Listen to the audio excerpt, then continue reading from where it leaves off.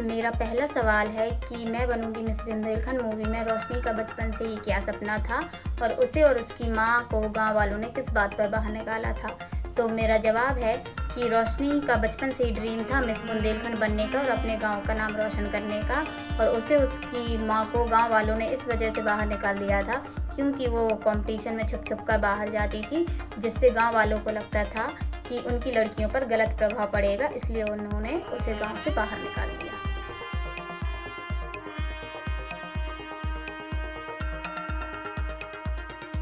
मेरा दूसरा सवाल है कि फ़िल्म कातिल कौन में मौसी का कातिल कौन था। तो इसका जवाब है कि फ़िल्म कातिल कौन में मौसी का कातिल मोहन था।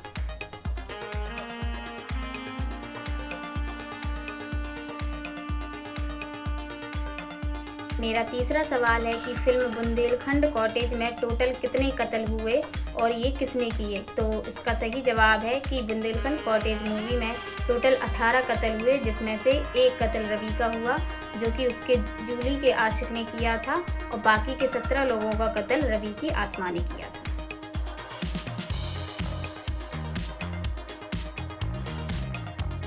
मेरा चौथा सवाल है कि फ़िल्म लड़की देखन में चला में ज्ञानी की शादी कितनी बार टूटी और इस फिल्म से हमें क्या प्रेरणा मिलती है। तो इसका जवाब है कि ज्ञानी की शादी 2 बार अनपढ़ होने की वजह से टूटी और तीसरी बार उसने शादी से इनकार कर दिया क्योंकि वह पहले अपनी पढ़ाई पूरी करना चाहता था। और इस फिल्म से हमें यही प्रेरणा मिलती है कि शिक्षा का महत्व बहुत ही सबसे ऊपर होता है।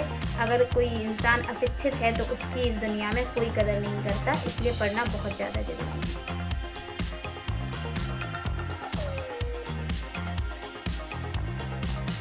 मेरा पांचवा सवाल है कि फ़िल्म बी इंडियन में लड़का किस धर्म से था और उसका पालन पोषण किसने किया था। तो इसका जवाब है कि लड़का किसी भी धर्म से नहीं था, वह अनाथ था और उसका पालन पोषण सभी धर्म के लोगों ने मिलकर किया था। हिंदू, मुस्लिम, सिख, ईसाई सभी गाँव वालों ने मिलकर उसका पालन पोषण किया था।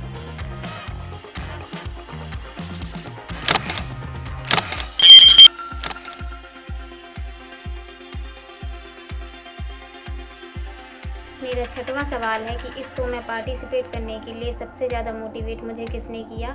तो इस शो में पार्टिसिपेट करने के लिए सबसे ज़्यादा मैंने खुद ही अपने आप को मोटिवेट किया है, और मेरी बहन खुशी और दीक्षा ने भी मुझे बहुत ज़्यादा सपोर्ट किया है, क्योंकि मेरे हिसाब से अगर कोई इंसान में खुद को मोटिवेट करने की इतनी हिम्मत नहीं है तो फिर वो चाहे किसी की भी मोटिवेशन ले ले, वो सिर्फ 2 दिन में ही ख़त्म हो जाती है। जब तक इंसान में खुद में जुनून नहीं होगा कुछ भी करने का, लोग सिर्फ आपको अपने काम में सपोर्ट कर सकते हैं, लेकिन आपको वो मोटिवेशन कुछ बनने का, कुछ करने का जुनून खुद ही अपने आप में लाना पड़ता है। Thank you.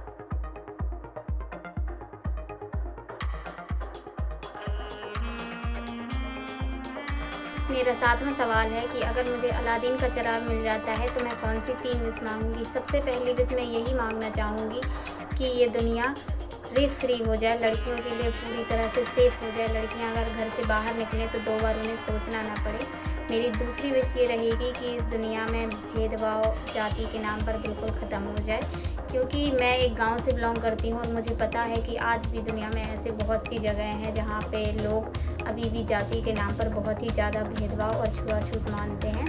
और मेरी तीसरी विश ये रहेगी कि भगवान सभी को इतनी क्षमतावान बनाए कि उन्हें 2 वक्त की रोटी खाने के लिए किसी के सामने कभी भी हाथ न फैलाने पड़े।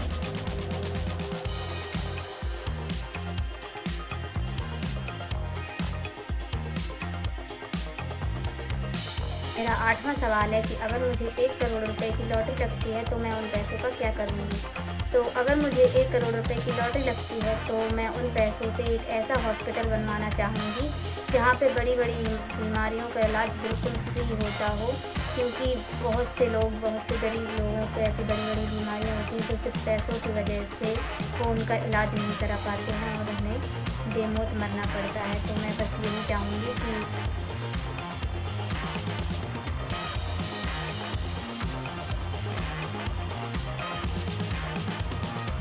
मेरा 9वां सवाल है कि मैं इस दुनिया की सभी वुमेन्स को क्या मैसेज देना चाहती हूँ। तो मैं इस दुनिया की सभी वुमेन्स को बस एक ही मैसेज देना चाहती हूँ कि लड़कियों, प्लीज़ 4 लोग क्या कहेंगे इस बारे में सोचकर अपने सपनों को कभी मत को चलना। एक बार अपने लिए कोशिश करके देखो। अगर हार भी गए तो कम से कम आपके मन में ये बात तो नहीं रहेगी कि मैंने अपने सपनों के लिए एक बार कोशिश भी नहीं की थी।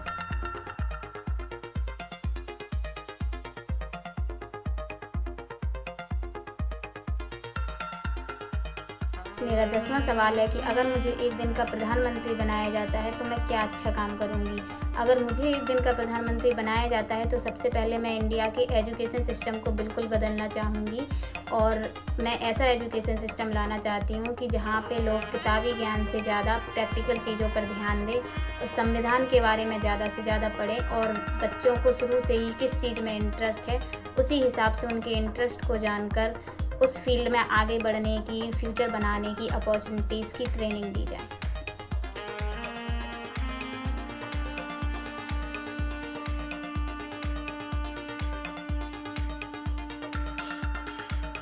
मेरा 11वां सवाल है कि अगर मैं सीनियर मिस इंडिया 2025 शो जीतती हूँ तो इसका क्रेडिट मैं किसको देना चाहूँगी। तो अगर मैं ये शो जीतती हूँ तो सबसे पहले तो मैं SK इवेंट कंपनी को थैंक यू बोलना चाहूँगी कि उन्होंने ऐसे छोटे से शहर में लोगों को टैलेंट दिखाने का मौका दिया, ये opportunity the.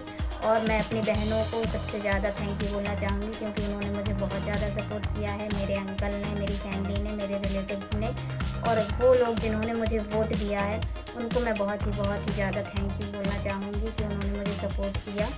Thank you so much.